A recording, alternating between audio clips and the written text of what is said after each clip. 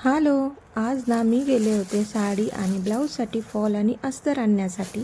आणि येताना बघा एवढं सारं सामान घेऊन आली आहे मी. तर असं तुमच्याबरोबर कधी होतं का की एक वस्तू आणायला गेलं आणि खूप साऱ्या वस्तू आपण घेऊन येतो. तर त्यानंतर मग मला करायचं होतं दळण. तर माझं ना असं नेहमी होतं की एक पीठ संपलं की सगळे पीठं अचानक संपतात. तर इथे मी ज्वारी बाजरीचं दळण करून घेतलं होतं आणि तांदूळ धुवून वाळत टाकले होते, कारण ते आंबीलसाठी मला तांदळाचं पीठ लागणार होतं. तर त्यानंतर मग म्हटलं वेळ आहे तर चला कटिंग पण करून घेऊ.